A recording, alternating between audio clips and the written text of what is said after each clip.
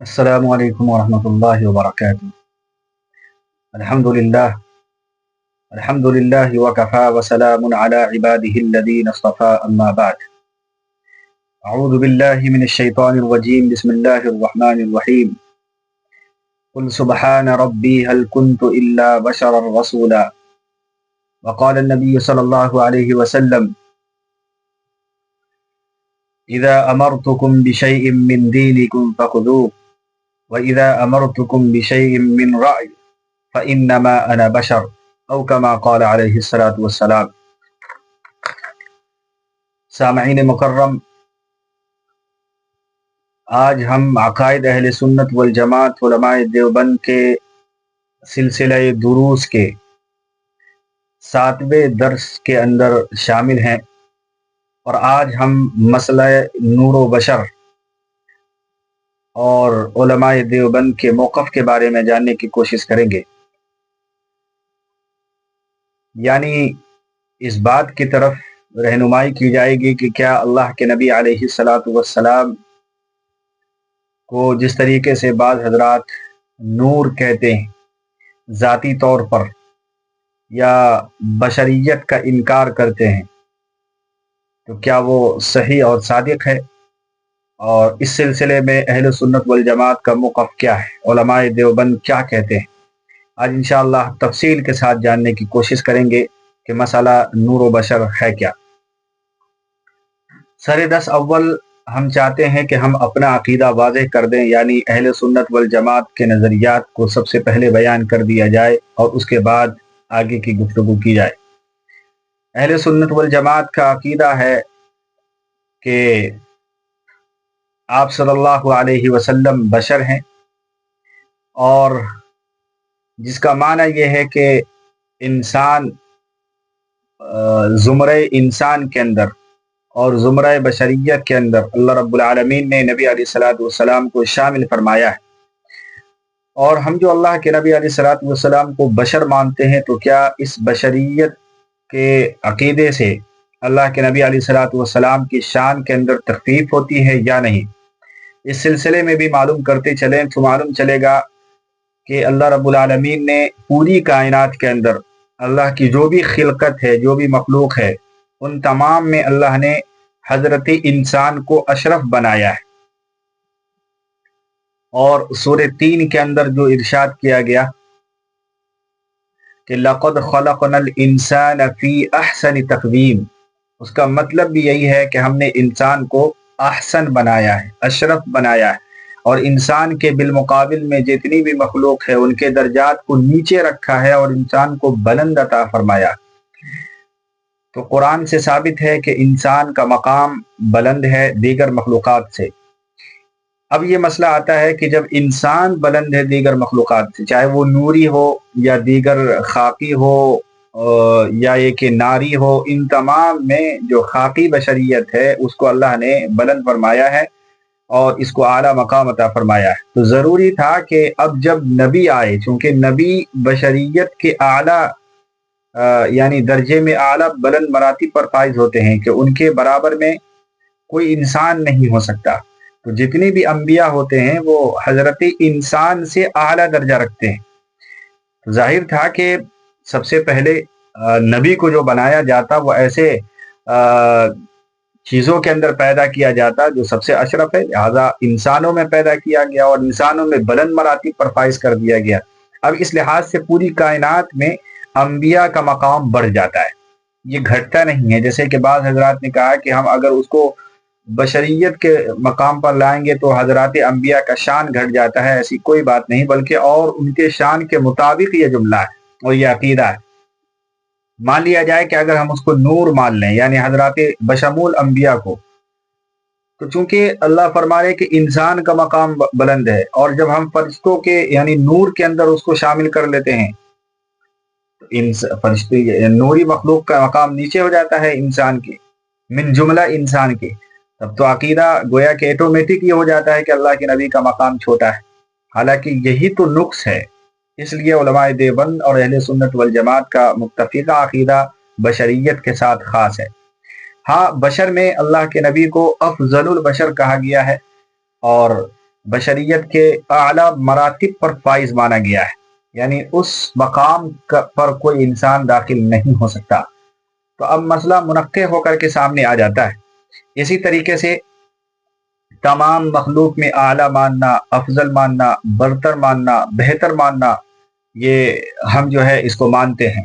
اب مسئلہ آتا ہے نور کا۔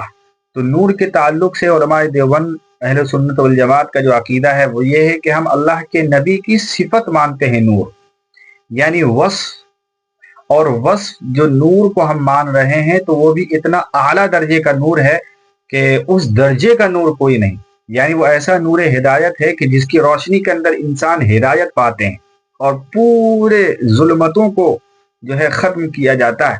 تو اس نور والی صفت کو ہم تسلیم کرتے ہیں، البتہ بشریت یعنی جسم خاکی مان کر کے صفت نور مانتے ہیں، تو یہ کوئی دو متضاد چیزیں نہیں ہیں۔ اس لیے جو ہم نور کا عقیدہ رکھتے ہیں وہ بشریت کے زمرے میں نہیں ہے بلکہ صفت کے زمرے میں ہے۔ تبھی تو ایک شاعر نے خوب کہا تھا کہ خود نہ تھے جو راہ پر اور دو اوروں کے ہادی بن گئے، اور کیا نظر تھی جس نے مردوں کو مسیحا کر دیا۔ تو یہ نور والی صفت ہے جو مردوں کو مسیحا کر رہا ہے اور جو بہکے ہوئے لوگوں کو ہدایت کا پیامبر بنا کر کے اعلیٰ مقام پر فائز کر رہا ہے۔ یہ تو نور ہی کی صفت ہے، یہ نور ہدایت ہی کی تو صفت ہے۔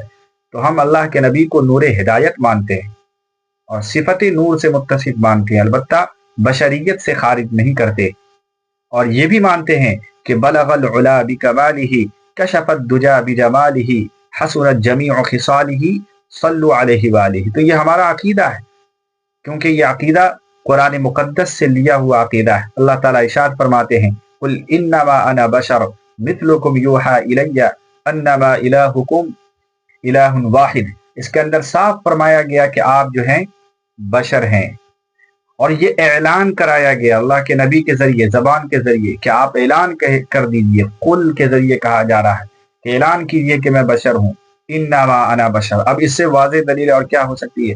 اسی طریقے سے دوسرے مقام پر سورہ کہف کے اندر جو میں نے خطبے میں آیت تلاوت کی ہے وہ یہ ہے کہ قل سبحان ربی هل كنت الا بشرا رسولا۔ تو اس کے اندر بھی یہی چیز ہے، رسول کا بھی اعلان کرایا گیا، اور رسول کے ساتھ ساتھ بلکہ رسول سے پہلے بشر کا اعلان کرایا گیا کہ آپ یہ کہیں کہ میں بشر ہوں اور بشر کے ساتھ ساتھ رسول ہوں۔ اور جب یہ اعلان کیا گیا تو آپ کو معلوم ہے کیا ہوا؟ جب اس سے پہلے نبیوں نے یہ اعلان کیا کہ میں بشر ہوں اور میں اللہ کا رسول ہوں، تو ان لوگوں نے یعنی بقیہ امتوں نے اپنے رسول کو ایک طعنہ دیا تھا جس کو قرآن نے نقشہ کھینچا ہے، اور کہا تھا کہ آپ بشر ہیں اور رسول ہیں، یہ دو متضاد چیزیں، یعنی رسول بشر کیسے ہو سکتا ہے؟ یہ اعتراض کیا تو آپ نے قرآن کا جملہ ہے ان کنتم الا بشر مثلنا، کہ تم لوگ نبی اور رسول کیسے ہو سکتے ہو حالانکہ تم ہماری طرح ہو، بشر ہو۔ تو ان کے مائنڈ سیٹ کے اندر، دماغ کے اندر تھا کہ جو نبی اور رسول ہوتا ہے وہ بشریت کے اعلیٰ مقام یعنی بشریت سے خارج ہو کر کے نوری ہونا چاہیے یا ناری ہونا چاہیے، اس طریقے کا نعوذ باللہ ان کے ذہن کے اندر ایک اختراع تھا، تو جس کو قرآن کے اندر بھی اس اعتراض کو ختم کیا گیا، اور تمام نبیوں کے امتوں کو بھی اس سلسلے میں متنبہ کیا گیا تھا۔ اور یہ قرآن کے الفاظ یہ ہیں کہ ان نحن الا بشر مثلکم ولکن اللہ یمن علی من یشاء من عبادہ، کہ کہہ دیجئے کہ ہاں ہم بشر ہیں، لیکن اللہ تعالیٰ ان بشر پر جن کو اللہ تعالیٰ مخصوص کر لیتا ہے اپنے احکام کے لیے، اور جس پر چاہتا ہے اپنا فضل اور احسان فرماتا ہے تو اس کو ہم نبی کہتے ہیں۔ تو ہمارا زمرہ ہی یہی ہے کہ ہم بشر کو بشر مانتے ہیں، اور اس کے بعد اس کے اوپر اللہ تعالیٰ کا جو وحی اور احکامات اترتے ہیں اس کو بھی تسلیم کرتے ہیں۔ تو یہ اعتراض تو کفار کا تھا، اور یہ اعتراض بقیہ امتوں کا تھا جو آج کیا جا رہا ہے۔ اسی طریقے سے حدیث کے اندر، حدیث بخاری شریف کی روایت، کوئی عام روایت نہیں، حضرت رافع بن خدیج ارشاد فرماتے ہیں کہ قال رسول اللہ صلی اللہ علیہ وسلم اذا امرتکم بشیء من دینکم فخذوا، کہ اللہ کے نبی علیہ الصلوۃ والسلام نے ارشاد فرمایا کہ تم جب میں کسی دینی بات کی طرف رہنمائی کروں یعنی دین کے احکام بتاؤں تو تمہارے اوپر لازم ضروری فرض ہے کہ تم اس پر عمل کرو، یعنی اذا امرتکم بشیء من دینکم فخذوا، تو تم اس کو لے لو۔ لیکن آگے فرمایا کہ وَإِذَا أَمَرْتُكُمْ بِشَيْءٍ مِّن رَعْيٍ، کہ جب میں दुनियावी एतबार से तुम्हारी कोई रहनुमाई करूं और दुनियावी एतबार से जब मैं कोई बात कहूं तो फिर तुमको इख्तियार है, चाहो तो तुम उसको कबूल कर लो या ये कि उसको रद्द कर दो, क्योंकि हो सकता है कि मैं उसमें गलत हूं जो मैं बयान कर रहा हूं। और ये हुआ है दुनिया में। एक मौके पर अल्लाह के नबी अलैहिस्सलातु वस्सलाम जब हिजरत करके मदीना तशरीफ लाए तो देखा कि अंसार के खेती करने का एक अंदाज था कि वो नर खजूर का जो शगुफा होता है उसको मादा के अंदर डाल दिया करते थे और खजूर की पैदावार ज्यादा होती थी। अल्लाह के नबी ने कहा नहीं, आज के बाद से ये बंद। लोगों ने तस्लीम कर लिया। आइंदा साल जो है पैदावार बहुत ज्यादा कम हो गई, शिकायत पहुंची तो आपने यही इरशाद फरमाया था कि मैं चूंकि बशर हूं और अगर मैं दुनियावी एतबार से रहनुमाई करता हूं तो मेरी बात को मानना फर्ज नहीं है। तो ये बशरियत ही तो है और क्या है। इसी तरीके से हजरत अब्दुल्ला इब्ने मसूद रजी अल्लाह तआला अन्हु की रिवायत ये भी है, आप सल्लल्लाहु अलैहि वसल्लम ने इरशाद फरमाया कि अना बशरुम मिथलुकुम अनसा कमा तनसऊन, फरमाते हैं कि मैं इंसान हूं और मेरे अंदर भूलने का भी जज्बा है। इंसान है तभी तो ये जज्बा है। जिस तरीके से तुम लोग भूल जाते हो मैं भी बात चीजें भूल जाता हूँ, यानी अल्लाह ताला भुला देता है। इसी तरीके से हजरत आयशा सिद्दीक़ा रज़ी अल्लाह तआला अन्हा की रिवायत है कि काना बशरम मिनल बशरी युफल्ली तौबहु व यहलिब शअतहु व यखदिमु नफ्सह, कि अल्लाह के नबी अलैहिस्सलातु वस्सलाम के घर के काम बता रही हैं कि घर में क्या क्या काम करते थे अल्लाह के नबी। तो आपने फरमाया, हजरत आयशा फरमाती हैं कि आप सल्लल्लाहु अलैहि वसल्लम सबसे पहले फरमाया कि बशर थी, काना बशरम मिनल बशर, वो इंसानों की तरह एक इंसान थे जिस तरीके से आम लोग। लेकिन आगे फिर उनकी सिफात बयान की गई कि सिर्फ इंसान होने के बावजूद ऐसे नहीं जैसे तुम लोग रहते हो, बल्कि अल्लाह के नबी का तरीका ये था कि युफल्ली सौबा, कि अपने कपड़ों से जूं निकाला करते थे, यानी अगर कपड़ों के अंदर जूं आ जाती थी तो उसको खुद ही निकाल लिया करते थे। वयहलिब शौतहु, और बकरी का दूध भी खुद ही दो लिया करते थे। इसी तरीके से वयखदिमु नफ्सहु, कि अगर अपना काम होता था तो खुद ही कर लिया करते थे, किसी की मोहताजगी नहीं थी। एक सहाबी अल्लाह हजरत आयशा के पास आए और उन्होंने यही सवाल किया कि बताइए अल्लाह के नबी घर में क्या काम करते थे। यसनउ फी बैती, आप सल्लल्लाहु अलैहि वसल्लम के घर के काम बताइए। तो आपने यही फरमाया कि कानत बशरम मिनल बशर यखदिमु नफ्सहु, जहां पर अपना काम को पहले मुकद्दम किया और उससे पहले बशर होने के बारे में इत्तिला दिया कि आप बशर थे। और फिर उसके बाद जो है ये फरमाया कि यखदिमु कौवा, अपने अपने काम को पहले किया करते थे। वयहलिब शाता, और बकरी का दूध भी दो लिया करते थे। वयरक़उ सौबा, और कपड़ा अगर फट जाता था तो उसको खुद ही सी लिया करते थे, यानी पैबंद कारी जिसे कहते हैं। और आगे फरमाया कि वयख़सिफ़ु नाला, और अगर जूते का जो नाल तस्मा अगर टूट जाता था तो उसको खुद ही बना लिया करते थे। तो ये जो सिफात बयान की जा रही है एक इंसान ही के तो हैं, बशर ही की तो हैं। लेकिन हैरत होती है ऐसे लोगों पर कि जो अल्लाह के नबी को नूर मानते हैं और फिर पैदाइश का भी तज़किरा करते हैं, विलादत का भी तज़किरा करते हैं, उनके आबा व अजदाद का तज़किरा करते हैं, उनके वालिदैन का तज़किरा करते हैं। भाई जब वो नूर हैं और बशर नहीं है तो पैदाइश कैसी, फिर विलादत जो मनाई जाती है वो कैसा, फिर खानदान का तज़किरा कैसा। क्या कभी नूर की भी विलादत होता हुआ कोई इंसान देखा है? ये सोचने और समझने वाली बात है। और ये एतराज़ात जो आ रहे हैं वो इस बुनियाद पर कि लोगों ने गलत अकीदे बना लिए। इसलिए कुरान का अकीदा साफ है।